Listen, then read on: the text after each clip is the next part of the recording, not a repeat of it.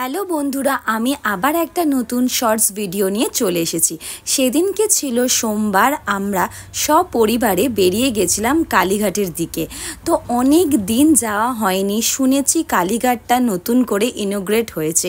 তো চলে গেছিলাম ভোর ভোর কালীঘাটই, কারণ অফিস ছিল বলে অনেক সকালেই আমরা পৌঁছে গেছিলাম। তারপরে আমরা নিউ গণেশ ভাণ্ডারে গিয়ে ওখান থেকে ডালা কিনে হাত ধুয়ে মন্দিরে প্রবেশের দিকে এগোলাম।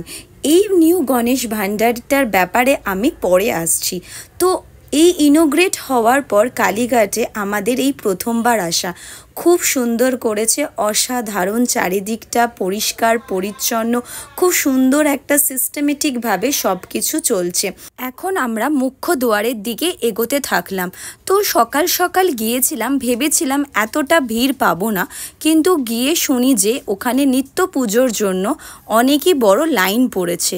তো ওই জন্য আমাদের অনেকটাই দেরি হয়েছিল। আর এই দেখে নাও একবার চারিদিকটা কি সুন্দর করেছে না, কালীঘাটের এই ভেতরের জায়গাটা খুব সুন্দর করেছে। এবার আসি তোমাদেরকে নিউ গণেশ ভাণ্ডারের কথায়। তো খুবই ওনাদের বাজে ব্যবহার পেয়েছি। ফার্স্ট টাইম আমরা গিয়েছিলাম, কারণ এতবার যখনই গেছি ভেতরে আমরা পান্ডা ধরেই পুজো দিতাম।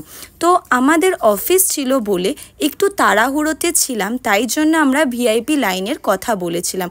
আর ওনারাও বলেছিল পার হেড 250 টাকা করে নেবে, কিন্তু তাতে ফলাফল কিছু করতে পারেননি। তারপর যখন বেরিয়ে গেছি অনেকটাই চার্জ করেছে, তারপর দক্ষিণাও অনেক কিছুই চাইছিল।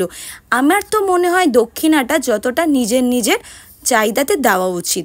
কিন্তু বলে দিই, ভিআইপি ছাড়া আমরা নর্মালি খুব ভালো করে পুজো দিয়েছি, মায়ের দর্শনও খুব ভালো করে করেছি একদম সামনে।